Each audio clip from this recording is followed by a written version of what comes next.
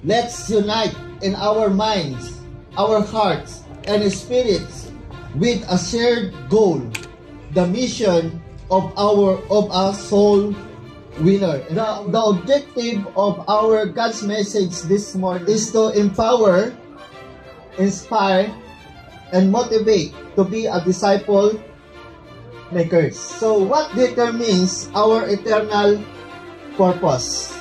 So according in Isaiah chapter 43 verse 7, everyone called by my name, whom I created for my glory, whom I formed and made. So this means our existence is meant to reflect His goodness, power, and love. Our lives should point back to Him and worship. It's about obedience and faithfulness. Our eternal purpose as a soul winners is to glorify God. So the word glorify means to make known. Our purpose is to understand God and make it known to others. And that is world evangelism reflects God's express will. And this is God's express will for us to do.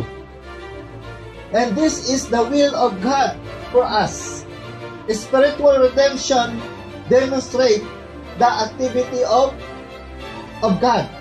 That's why God commanded us to preach the gospel and make disciples. So the salvation of souls represents the human experience that brings the greatest glory to our God.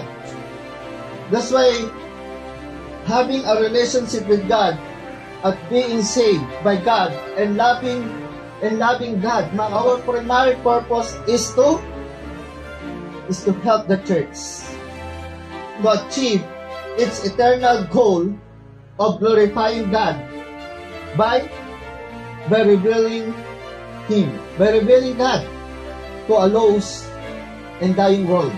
Having a relationship with God, being saved by God, being loving God, our primary purpose is to help the church to achieve its eternal goal of glorifying God. God has called us to this eternal purpose, and this command is for everyone, and there are no exception for this command. Brethren, regardless how much you pray to the priest, regardless how many times you pray, those who have died without relationship with God will not be saved. Hindi na po sila maliligtas. Because we are only saved by God's grace and through faith. Engaging in soul winning will bestow upon us a crown of rejoicing. Isa sa crown na ibibigay sa atin ng ating pong Panginoon is crown of rejoicing. Crown of rejoicing, mga kapatid, ito yung mga nagsishare ng gospel. When did you last share the good news or invite a new soul to His church? And God message to us this morning is filled His church. Romans 10:14-15, mga kapatid, Paul emphasized that people cannot believe in Christ unless they hear about Him. And for this occur, someone must go and preach. Dapat merong umahayo. And doing evangelism, mga kapatid, is intentional.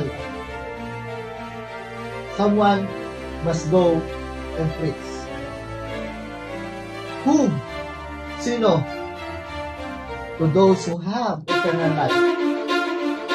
That's you and me. So, our application of our God's message to us.